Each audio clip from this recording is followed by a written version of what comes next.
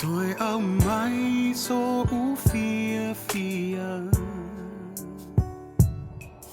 Pe a o mai mea whaingata E te ngā whatia a whio mai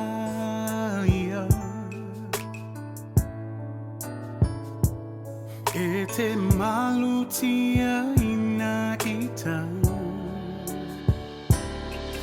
A e sila fia o te mo o mia e a whio mai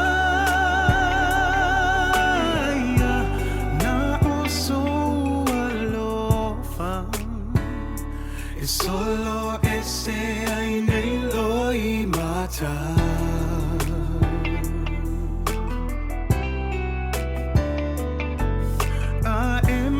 Tino, lo una watu a feel my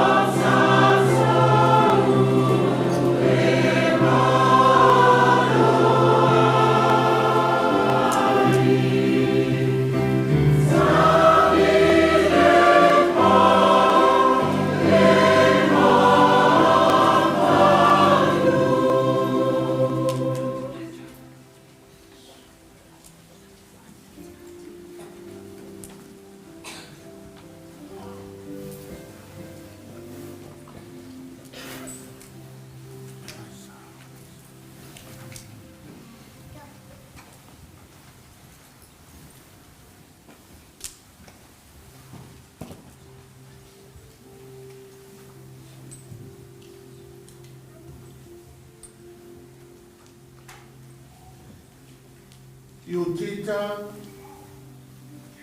Luafalealo la ulu o le aso lo baptisonga na fata ele o ele tua le vai o le ola a vea o e maona fafine tu sia foi lo swafa ma lo ingoa i le computer a le atua o le so ma to e sau lo tino a una vale a lua whailoai ma lo matai ma lo atua i le oli sanga tu mau.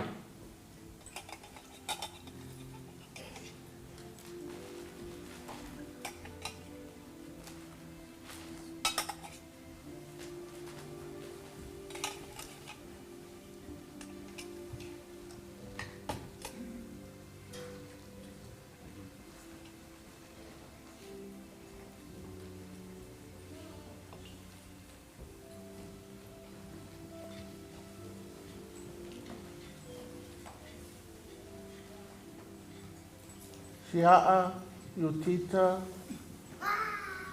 Luafalealo la ulu le aso lo baptisonga na la mepa sulu ai le atua. Susulu ai le malama o keliso. Avatu ai le mea lofa le atua lo tamali anga.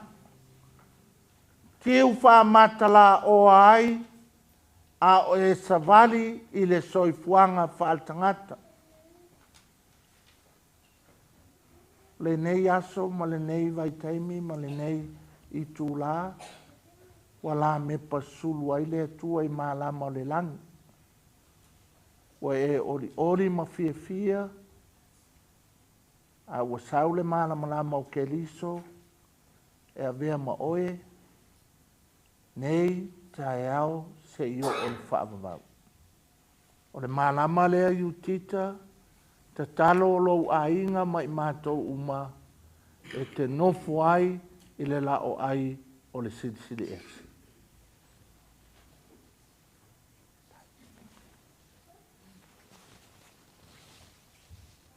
Iutita lea solo baptisonga na wha ofu ai o e le tu e le ofu pai pai o le loto mama le loto fuote eifo. Le so, le nei ie,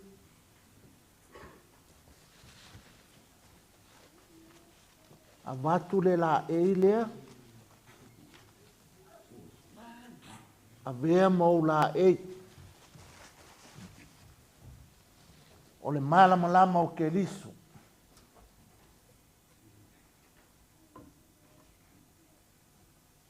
A wā, a mailau whātaita inga. Au a vea o e matamai taisa, au e nofo fo i le nofo taupou i aso umo lo wola. Mātou te tiwai. Wao Yesu lava na saunua, amu ia e loto mama, a wala tau te ilo atu le atua. Le vi inga le tamā ma le alo ma le anganga pa ia.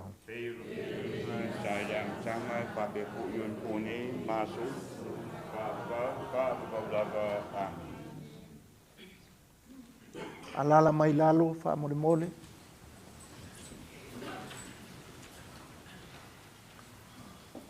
Le suafo al tamā ma le alo ma le anganga pa ia. Ia fatasi le ali ma outou. Ia fatasi.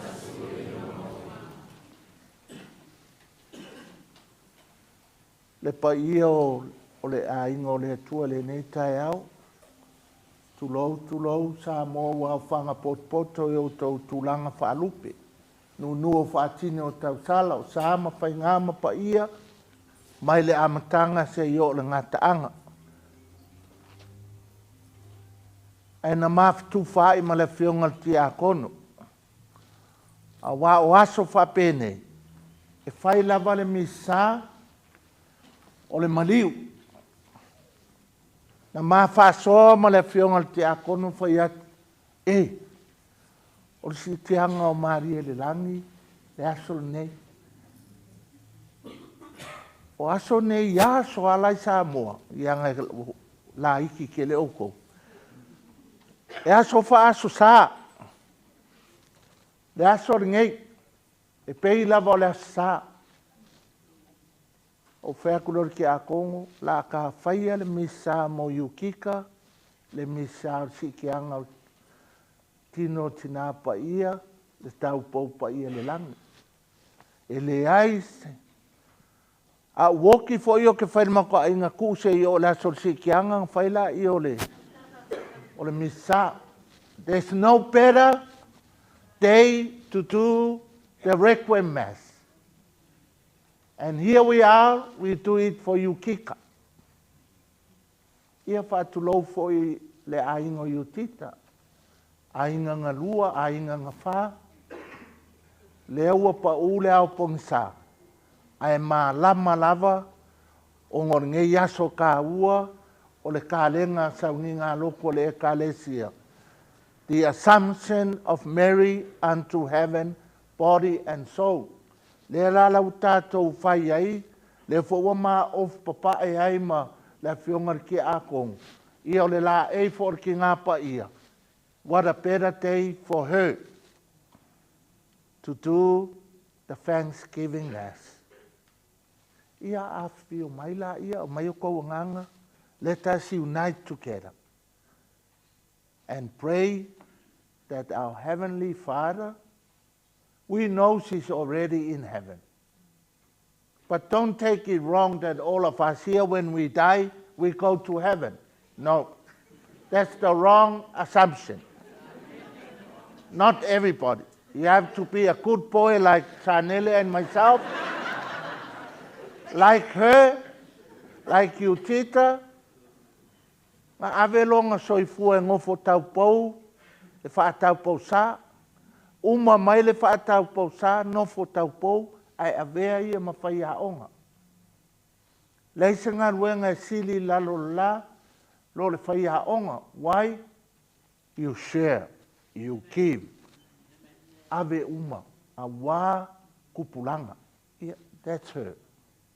Yeah. Au mai e pangalea. This Mass is a Thanksgiving Mass. It's not for her, for us, for all of us here. Mō ria mō kākou e whafkai lea kua, i langa mea alofa lea. Le kenge lea, le kamai kaisa lea. Sister Maria Sia Iutita Luafalealo la ulu. Lea, wa mā ngava ngā luenga, koe fo i lona matai langa. Ia o maila i o tau whinngau mo tātou loto, mo mua lava no tātou to ele, o hani o tātou se whale tangata, o a foi ni vai vai ngole tātou tua whine, whētu lea tua e whaamangalo. A vea o e mau, masuli o ana sākala meta pa ia.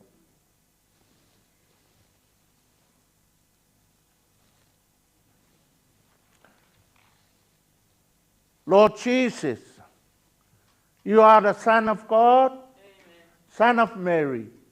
Lord, have mercy. Lord, have mercy. Lord Jesus, you embrace us in the sacraments.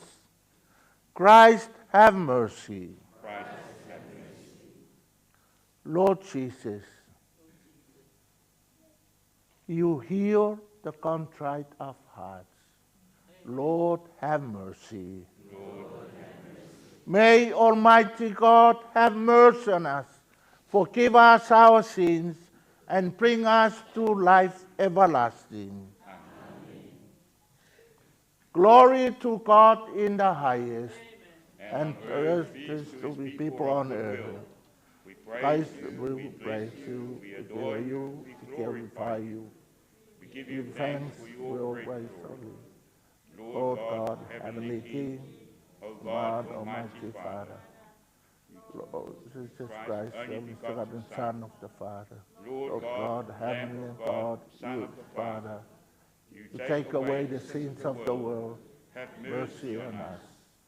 You To take away the sins of the world, Receive receive our prayer.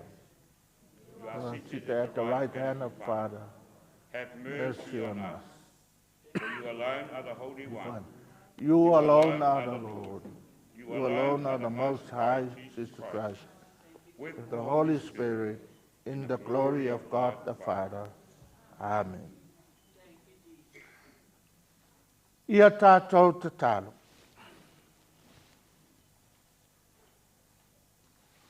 Le tuae e ona le mana uma ma le soifua e whaavau. Ne si ia le tau pou ma Mau Maria. Tinao lo walo, le tino ma le anganga le mamalo le langi. Mātou te fia wa ai le langi o mātou tau nu unga muri muri. Mātou te fia nau nau tai, i lona manuia. O la mātou te talo lea, ona o ke liso, lo mātou wali i. Amen.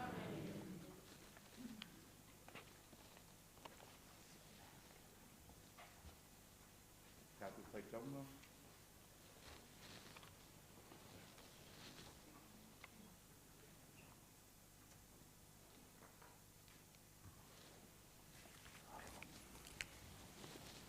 A reading from the letter of St. Paul to the Corinthians. Behold, I tell you a mystery. We shall not all fall asleep, but we all will be changed in an instant, in the blinking of an eye, at the last trumpet.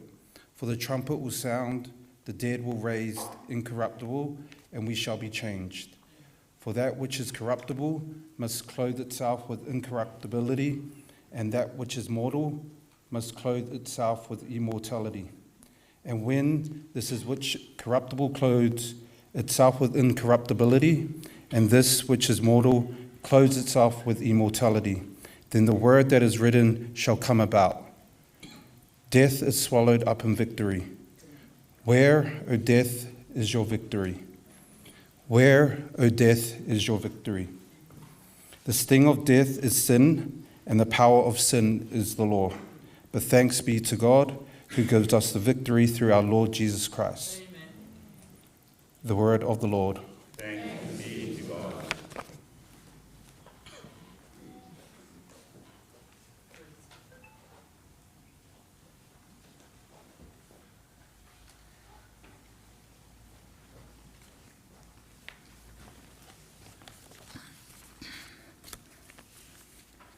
Lea li e, o te whanau nau watu I ati oe, walo o loto atoa.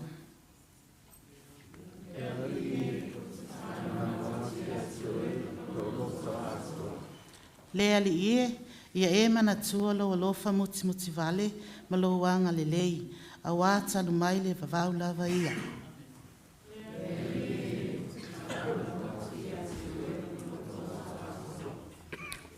Ua whate le ina pōpua ngā o lo loto, ia e ave se ina a o I mea o titi ngā ai.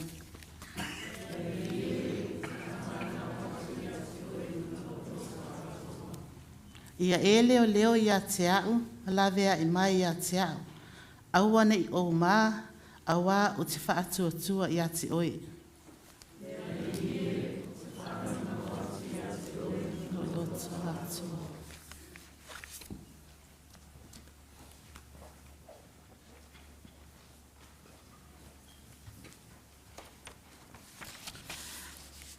A letter from St. Paul to the Thessalonians.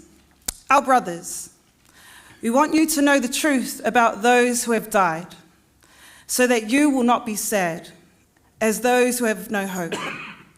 We believe that Jesus died and rose again. Amen.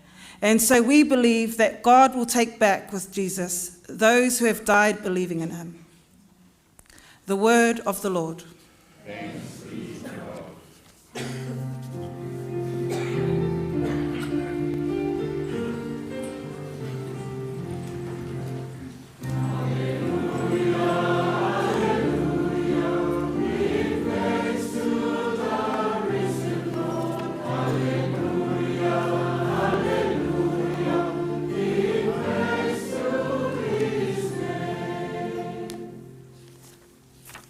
Wa unei o le toitu ma le ola, o le whatuatua mai I ati au, o le oti e o I le whavau.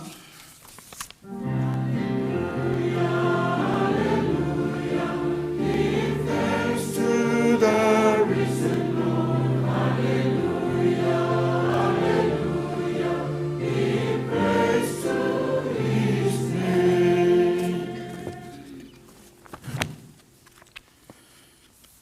Ia whatasi le li mo tau. O le wholwharainga o le tala le li i na tūsia sangata luka.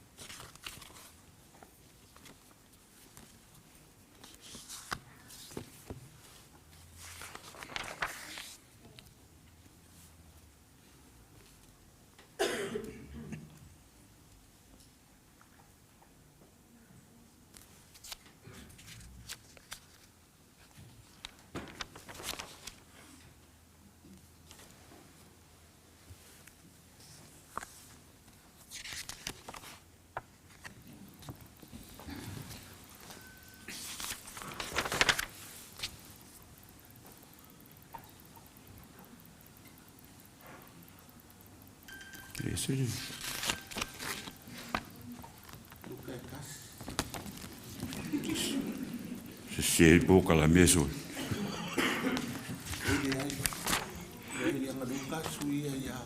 Oh. Kasuia ia Maria. Luka kas. Le sa o tukalani. Ia. Se la ki aku. No, no.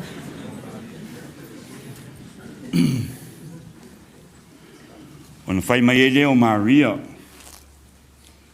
Ua vivi i atu lo loto i le nia li.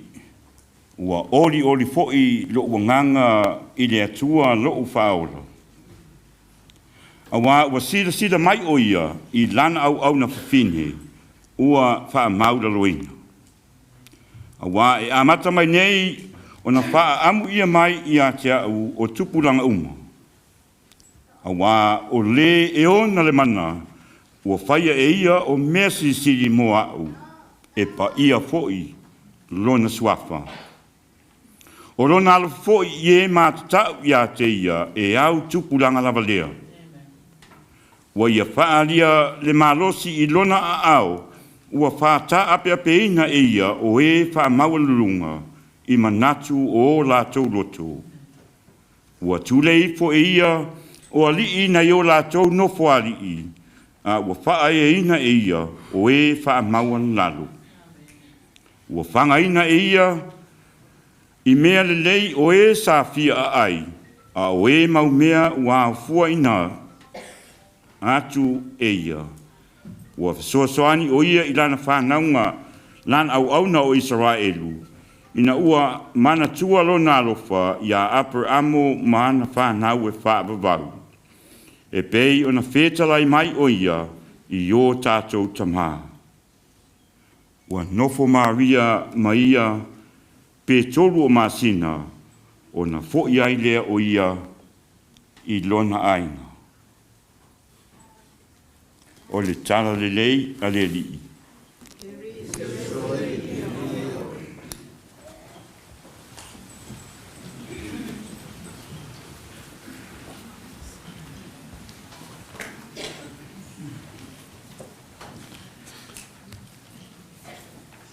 Ai hope ko kelenka ko liko I kongol kako a inga nea so alela ko kurka ko pesele a pu e mai ko pule a e mai ko ao.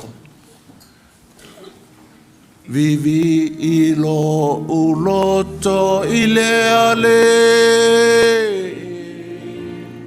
Oli lo wala. Ea solo faula. Awa unya sira ilana wa fafele. O afa maula loia. Atanei ona fa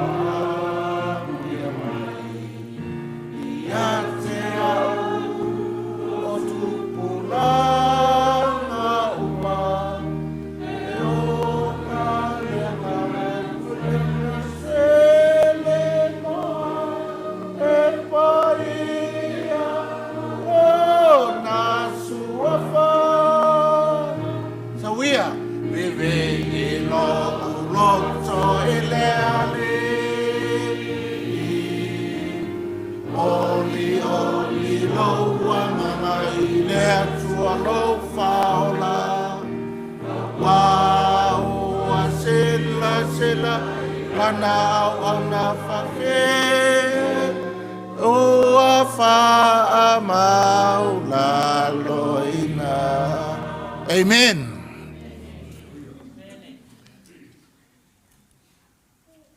O le evangelia ngā leanga sa ungo aile ki a kongo ngei.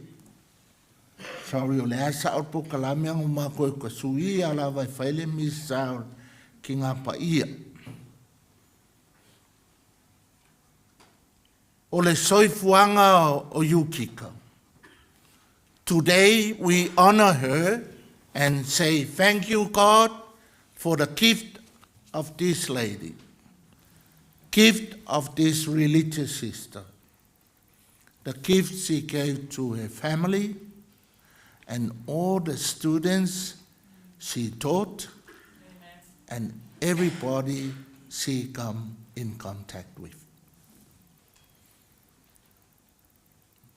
La koe rewind ai kua mea au kaukau Yesu koluse. Ki kilo ma Yesu ila o koluse. O kuaku le yang el sopele, kuaku long kinga. O I lenga avele whaea le kalesia kinga pa ia. Ma fua mai at the foot of the cross. For my Yesu, Mom, behold, lau kamale kusia yongi. For my Yesu yongi, behold, lo kingalea. From that moment on, inga wa maliu koe kuke liso, yonge malau aposkolo, nga apuki Maria maisi kinga, Maria makatala, Maria makalenga, Maria salome, maisi mau Maria, o mai faile meleang whanga wele kale sirkilisiang. And Mary played a major role in the making of the Christian family. Mea ngai whaaloalo ya le kalesia ya Mary. Sa walu ngā whilefonga. Kai umo communities le West. E ngofo whaasemi se koma. E ngofo hawhai au mana ko kai kōrua. Ngā o aua ngā ngofo ko kasi le ai so kōrua.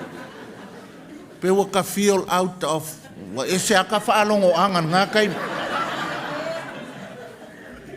O ngā laika ke kilo, e umaku mai le lima o wharkua i luma o le whakau. Umai, ia wa, ngā le umaku ulo lima o ngufo whaasipa ala ia whapea. Mā ngai e i o le whongo leaders o le communities at the West o ngā fure laka foi whai ngā pāloka. Ai whai lo le lunch. Ai pe ke le lope sarcasm pe le a amu mai le sfarko e mai. Ia, e mā ngai a pā ke le ia wa e lua kua kalo le kua koe kalo ia Mary. Au kako, ngā le kas, ngā o le kua kalo. O whaalongo kunga. Wa ese ala o whaalongo go. Wa ese ale le manga ia o le nga manga ia ngai ale fong. Whapeo. O kale manga ia le whai so kōrua wa, ngā so kōrua le. Anyways, whai leo le lanta ai lau saung nisi a alua le ai a matawhia ai saung nisi. Wha kai le anga fo te whaingon mako e ka le sia. Wha we don't pray to Mary. We pray with Mary. Ai whamerkala wharku. I know I was Catholic before I married to the whakasa. Pape, oh so.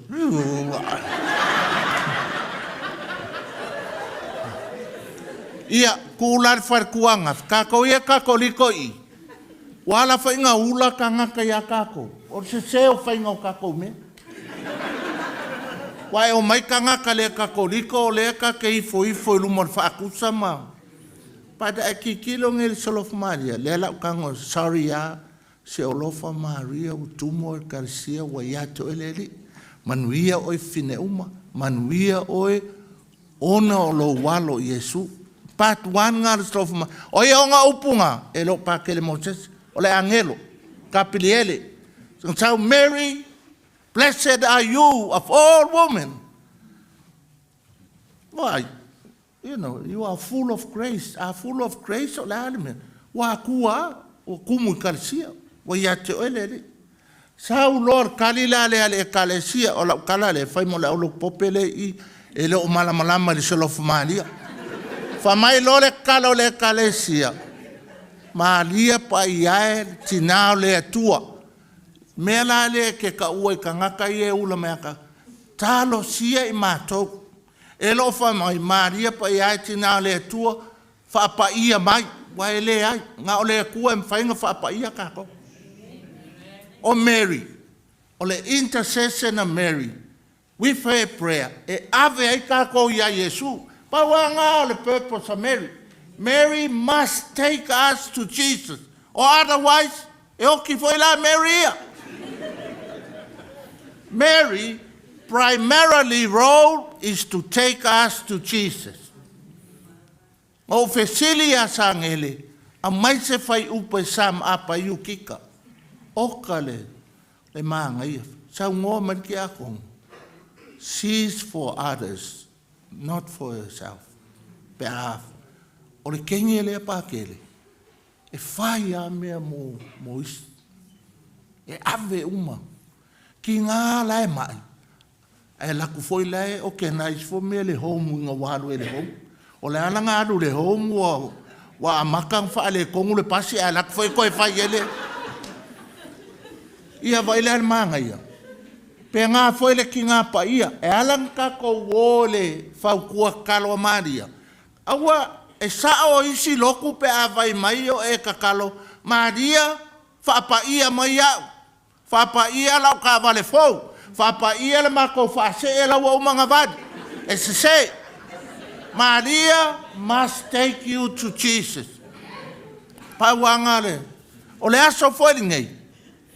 E alanga ma ngai le aso Iukika. Le aso sia. No better day than the Assumption. Mary taken to heaven, body and soul. O le foi la ka fai a Maria ngai. Maria, al waku ma wakul ma ko fingele. Pe on sa ngolu folealo. O fa ngau uma a brothers and sisters. O fa ngau nga a Iukika. Ia o le kalo foi la le ainga. Mary, ai laku lava le valele ngai ke aluai ma vaku ia Iukika. Ile aso ngai. Ile la o ai o le langi. Ai sea, o le simele mo kakoia kakoriko e le ko anga loku. Wa kele o mau kakoriko. E kakoriko o le anga whaila wa o nga whaipoiponga. E loku assembly le kenge. E loku popel kam. A le la asa. E kele aku mea loku pope lo le kenge. Lo lang kama le la a wha. O le ala e si le ala kakoriko. E kele o kakoriko whapenga. They have no idea ngal sawal misama. Ba kunga nga solor ko miyo mai le la ai ya la mai lunga I. Le ai maseme. O Mary nga ai Yuli. Ele upor kakoliko e kaunga ka o ke popelo wa vesea le upule. Fai mai le tau pou pa ia. Mary was never a kaupou. O Yesu le kaupou. Ai va ai ngele o langa o Maria. E alu a Yesu luma e mulimuli e kwai kua. O aku fo ia i fika so nga fai Yesu le Good Friday. Ai nga le ngofungofo a Yesu o yo Maria ki kuia le faku le pelu le vava aia kulang kama le songa fai. Wa laki lava. Wa laki lava e leo Samoa ki ngau Yesu. Wa anga laku le fika e songa whainga le laa kwa finja mga pom. A Maria, ngale ai Julia. O le kenge lea penga sam apela whionga ke a Kongo, o le pesta lea, o le olanga Iukika is for others. What more? That sums up why we celebrate today. Her life, mo ngā ainga, makamaiki haonga. Wai vai, ma kongi pakele, o e pakele, ava ilo le kenge au le lei, mai, wai. E vai a Iukika. Fo I mai wa uma wa e seleveri. Ai sawa ngofo a kaupou. That's beautiful. Ngā komita I langa ngofo kaupou until today. O kākou ka ke leingi, anga kilo kwa ka ke ika imu. You know, but this is our calling. Be like Mary, e ave uma mea mo Yesu.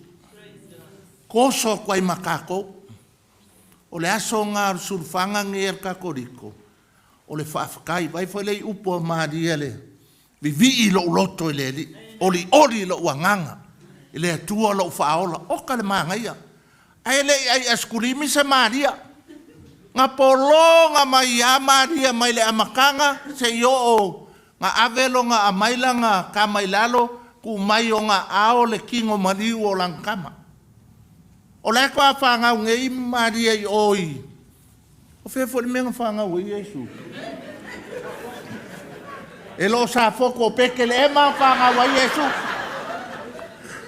Le whangau e laku le angelo e Iosefa kulunga. Aver whailela so sola e piko. Waiwa, le po mo mua. Ai ei sau, wano, miro moa, ke laku whamayele ke ale ki ngā inga pepe. Ele e laku le angelo whai a Iosef. A malosi pepe olo e puele upa o lope o le traine o no. Ngā o le asingi. A e alu se asingi. E kasi alki o le asingi ngā le kasi. E ke whiua e whaasao ma le asingi. Paua.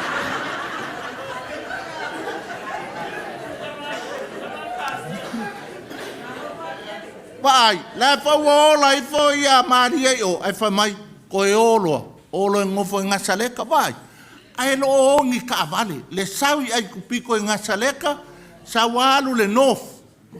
Kusa e o mai la loi Christ Church o mai o kaitaia. Ai la kalaka fo nga le mele fe o ai. Le polonga o Maria inga ia le leilang kama. Le nuo le tua e mesele a inga whaano noa whaavavau. Aua ko ke whaangongo hea Iukika. She's already with Mary in heaven. Ai kako morning e misa mo kako. Po le ale e ka le sia ngeke e ko anga lok. Wal ko kele fo kaka e I. Kako e whekau I fo I pēa ko e whaisa simani ulumangai. O ke le ke apo le ale loko e ke kapua ai. Ko anga loko. Stay with Jesus. Stay with Jesus. Today, always. O Maria whai mai, o mai kako wo I a Yesu. A wā o ai Yesu, o le ala, o le upumoni ma le ola. Iukika, fly high, fly with the angels of God. So for tama, ma le alo, ma le ngang pa ia. Tātou tutulai mo tātou talosanga whala waitele.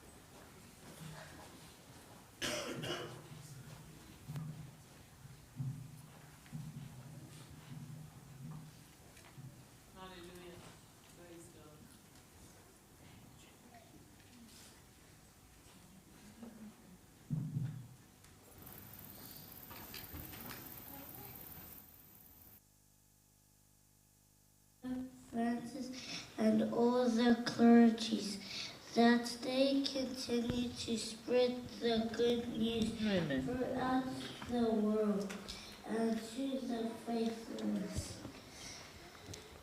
We pray to the Lord. Lord, hear our prayer. Amen. Thank you, Lord.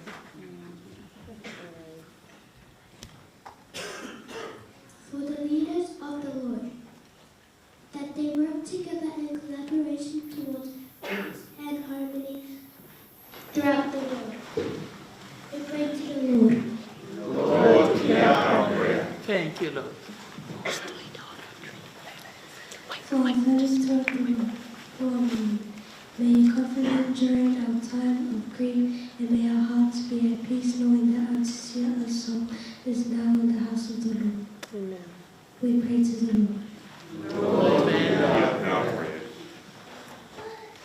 We pray God's blessings be upon this congregation who are here to support our family and to uplift our sincere soul to our Heavenly Father. We pray to the Lord. Lord, hear our prayer. Amen. Thank you, Lord.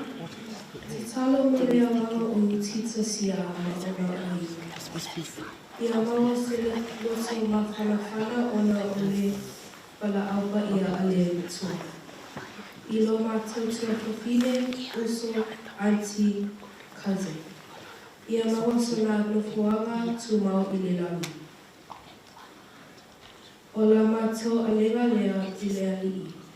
Lea ie pāpū mai. Au mai a tātou tāsanga whalau e tele tā pena e whanau. Pa tau runga i le pese a maalia ngā tali tātou usu.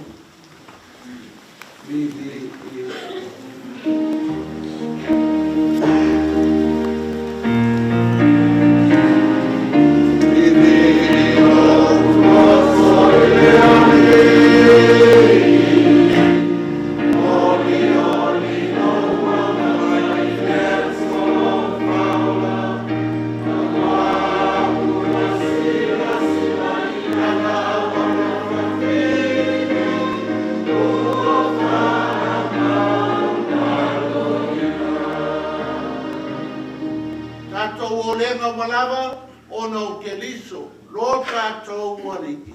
Amen. Thank you, Lord.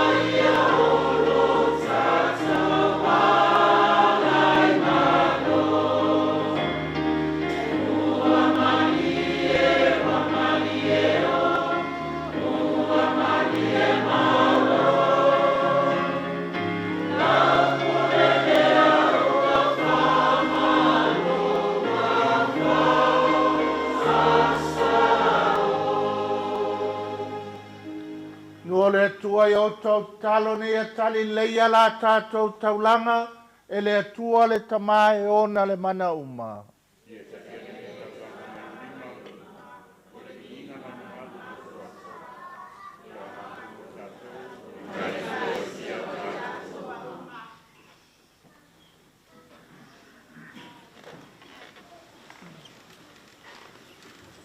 Le ali ie talia le nei molinga la mātou tautua.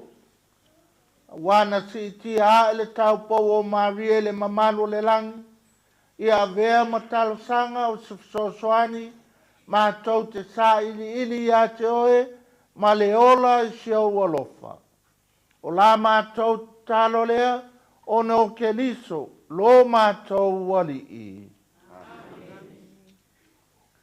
Ia fata si le ali i moto.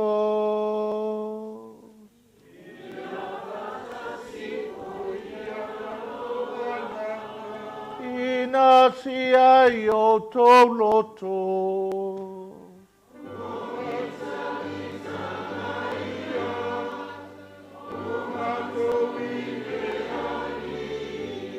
Ia tātou whaftai.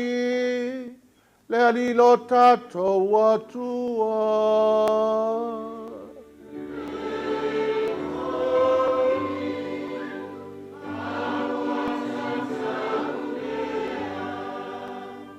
Le tamau le tua soifua whawau e o le malo simalava. Mimita i mātou e whaftai i a te oe ono ke liso. O le aso nei o le tinatau pou o le tua aveine le langi. A matanga ma whātaitainga le kalesia, o e whātua, o la pē maliu, o le whā moe moe, ma le whā māwhananga, o la mātou malanga pa ia. O e le whātanga inga le palai pa i le tino tina pa ia, whāna wina ilo walo o le ali o le ola uma, o le mamalu. Māpuanga ia mātou whātasi ma angelo ma alika angelo. Au pai e uma le langi, au lātou suina la lātou pese whai tū mau, o lovi inga. E paia,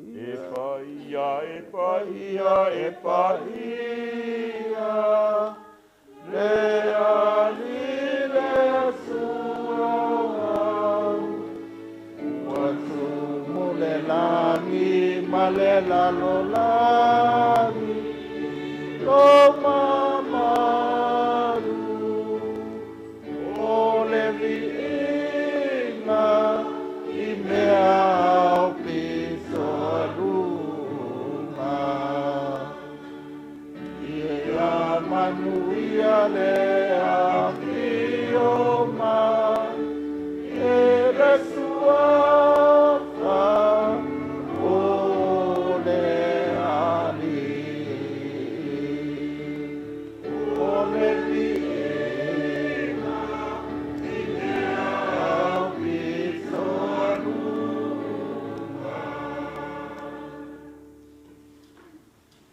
Eri o e matua pa ia lava oe o le punanga o pa ia uma.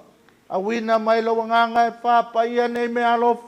A vea i lātou mo i mātou o le tino ma le toto. O lo mātou wali o Jesu Kelis. A o le tui nātu ia lau maliu. Na tango ia le areto ma batu ia te o e le whaftai.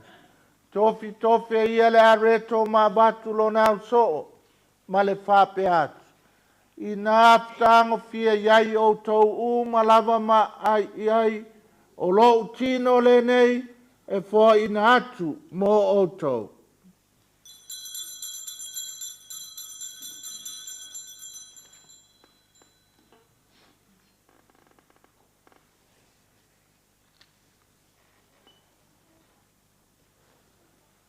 Mai al tamaptanga na tango i le iputo e batu ia te o le whaftai ma le vi inga.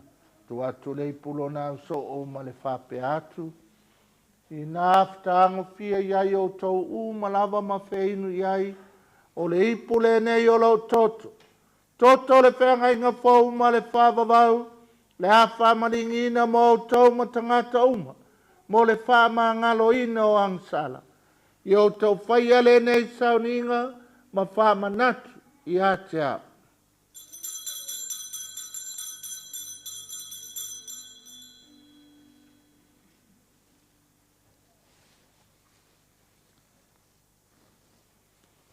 So e tatou whaelo atu le misteri o le whātua tua.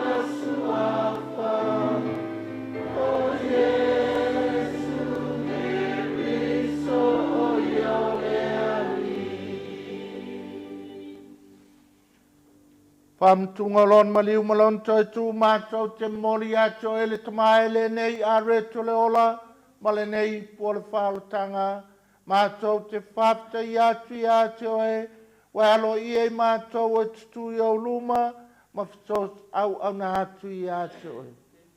Fisoso ane mai e mātou uma, o e wa mātou whaanga le tino ma le tōtou ke liso.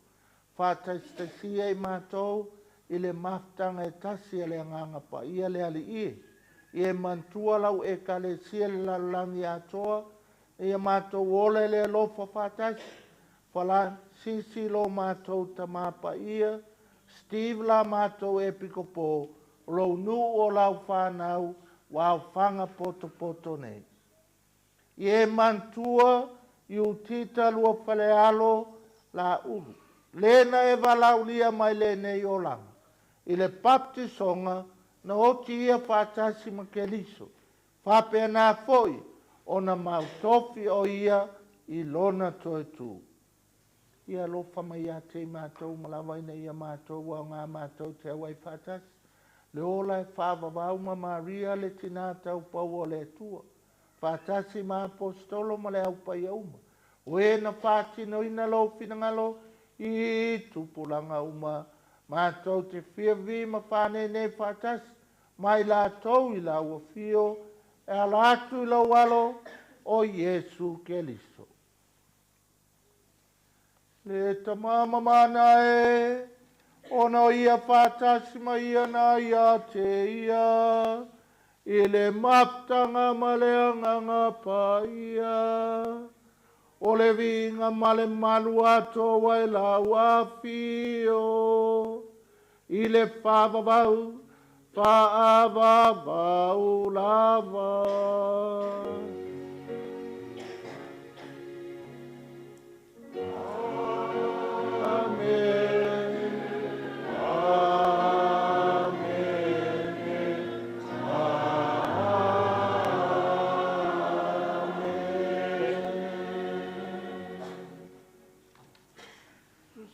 Tātou te tau nei mai whārango ai te talu. Nā o mero tātou uri o Iesu Kerisu.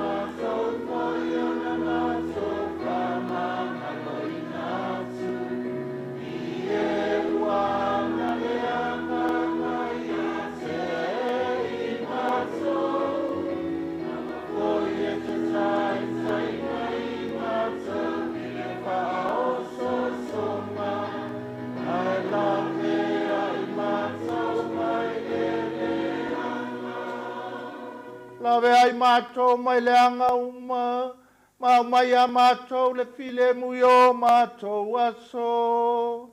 I lo walofa muti muti vale, whasau mātou mai le angsala, pui a mātou mai atu ngarunga uma, a mātou whātatali atu ma le whāmoe moe fia, mo le fio mai o le mātou whaolo Yesu Keli so.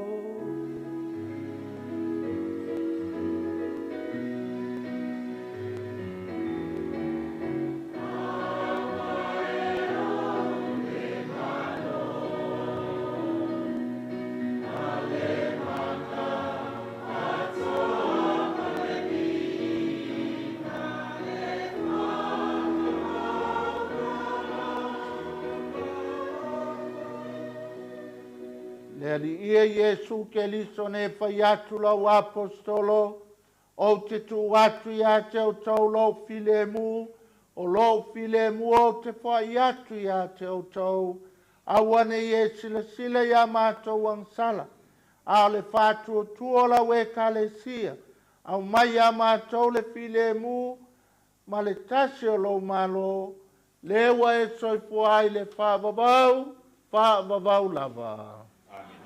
Ia ia te o tautu maule alofa o Keliso. Let's offer one another the sign of that peace. Thank you, Manolo Saisano. Akaposa.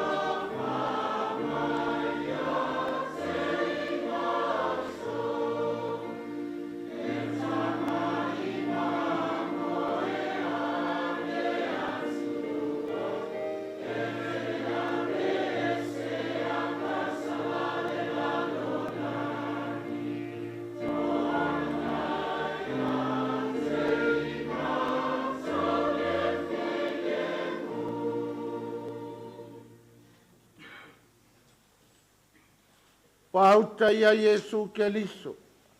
Le na te ave seanga sala le lalolangi. Amu ia o e mau. O valaulia le tali suanga le tamai mamoe.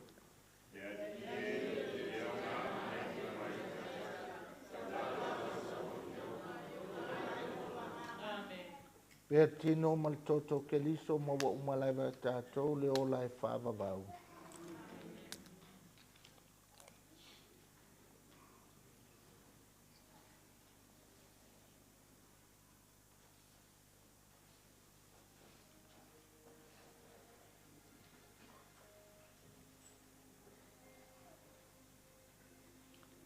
For communion, if you're not Catholic, you're most welcome to come up for blessing you just like this or like this, and one of us will give you a blessing.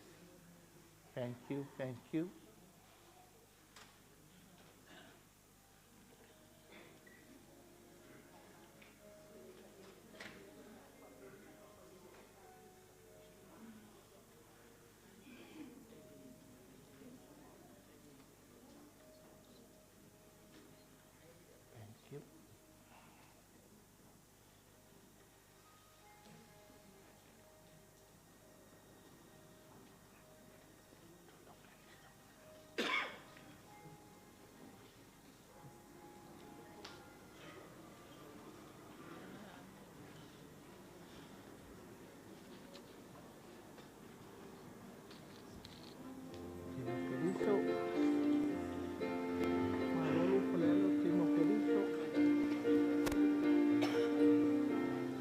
Keliso.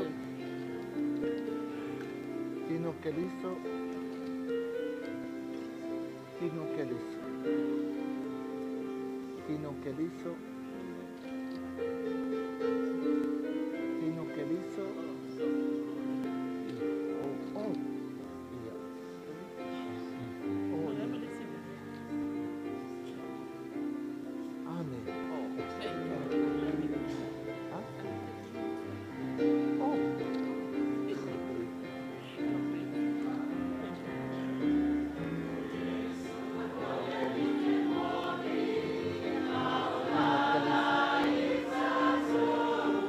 Tino Keliso. Tino Keliso. Tino Keliso.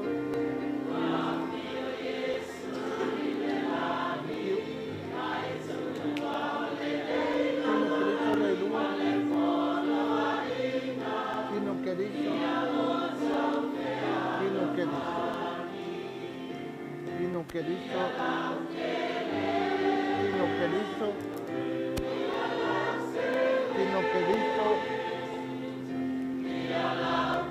Tino Keliso.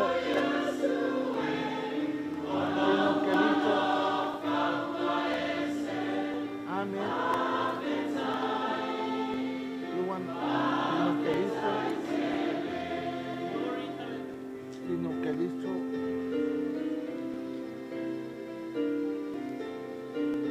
Tino Keliso. Tino Keliso. Tino Keliso. Amen. Tino Keliso. Tino Keliso.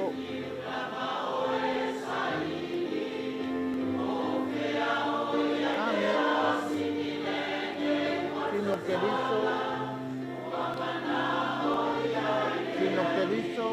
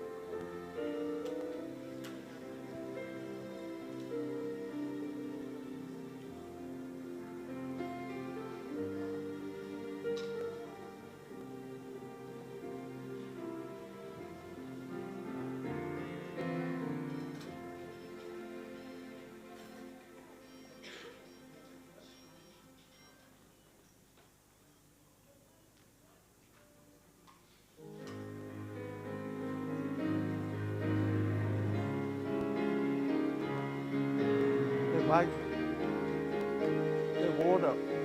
The water. Amen.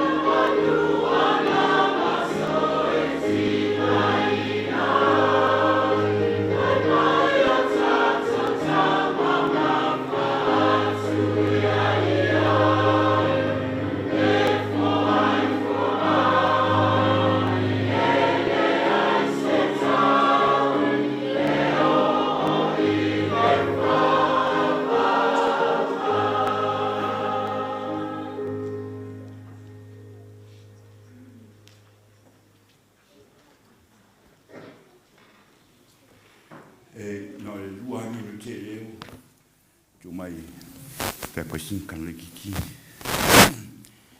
Maftanga ia Iutita. Patu do watu pa ia ainga. Na o fionga Luafalealo pe foi pa ia su tu ainga. Pa ia sam fainta la leo yes fam talanga. Anu nu watu patino to salo tu pa ia na de popo pa foi de solo. Patu do watu de fatala fatu I sunga I whawhengainga, taurangi moron, o nā tūwhaltua. Also like to acknowledge the presence of Iutita's religious sisters who are present here today. Welcome. Whiatia pāteri, ngai lua mingu ke whairau sautana.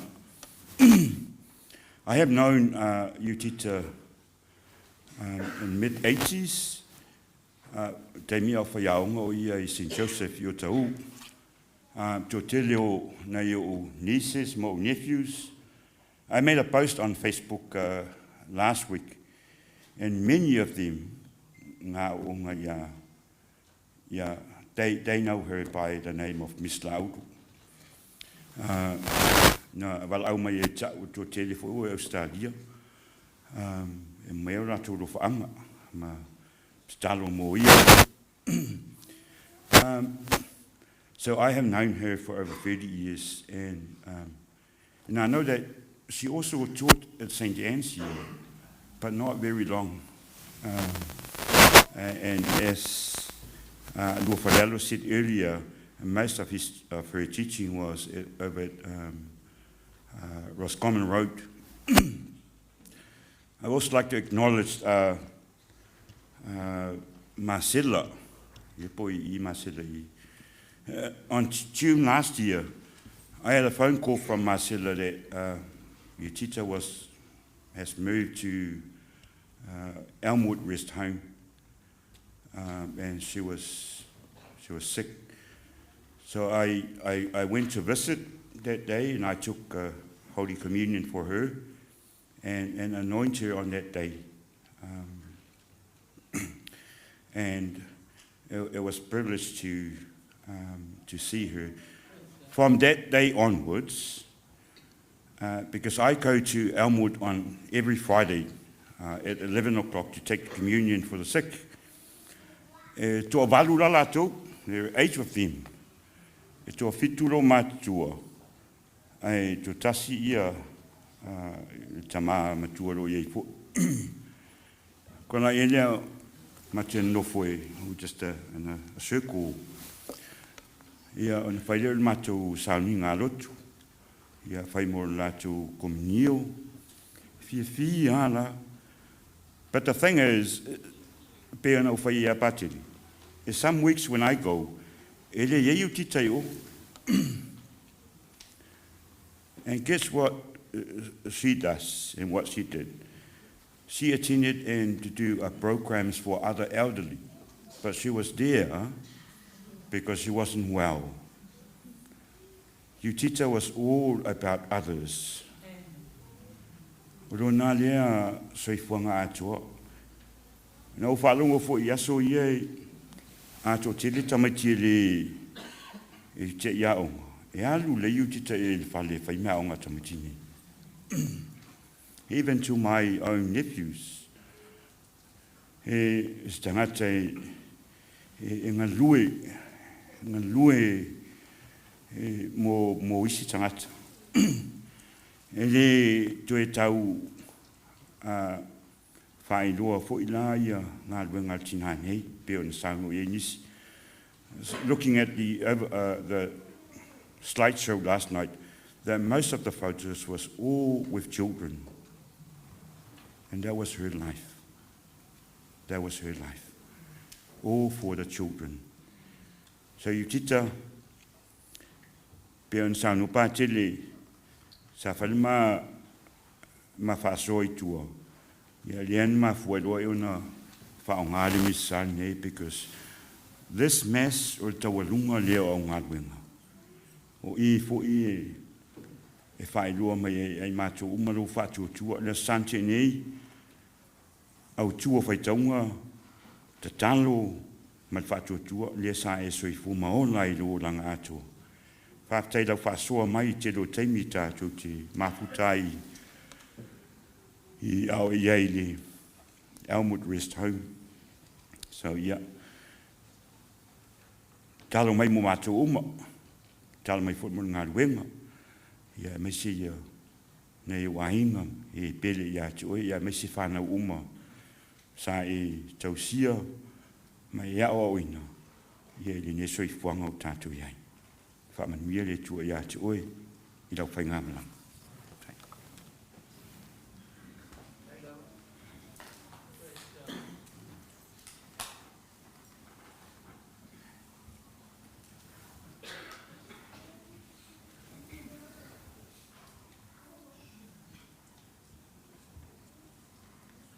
Ia tātou te tāru.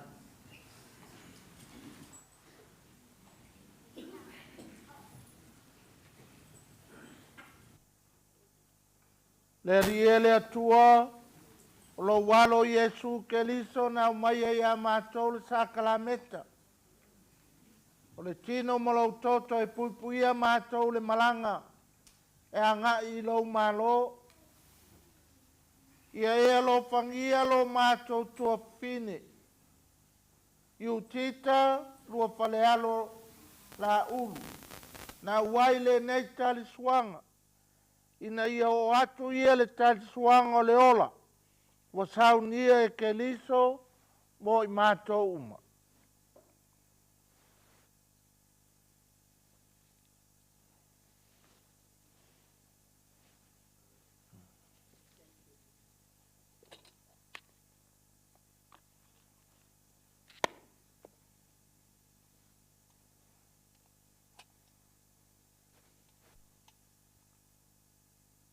Ia le pa ia o Samoa, tātou to whaia le toi sauninga o Iutita, tātou malanga i avelo na sai, le ele man whanua i ta oto ai malango mawai. Mo o ngā Samoria i talo sanga,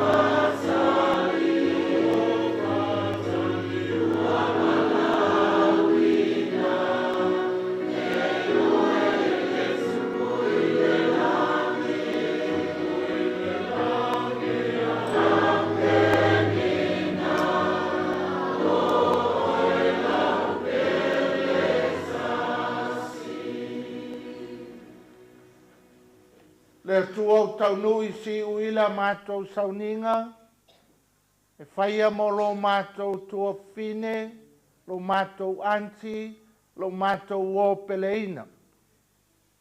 A fio mai, e whapa ia i mātou uma ia maua le loto toa.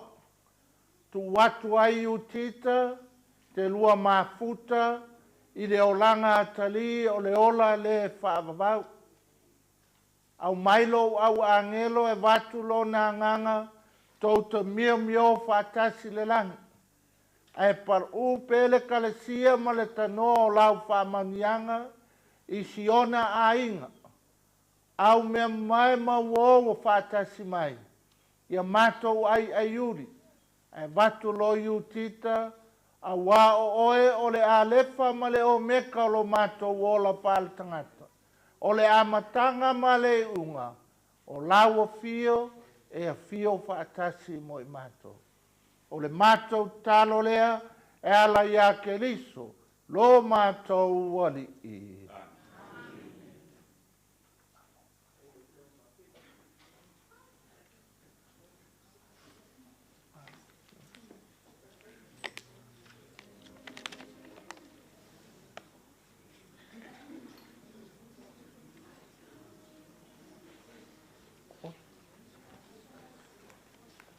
Salo ai fai una data fa la sabina, tai tele.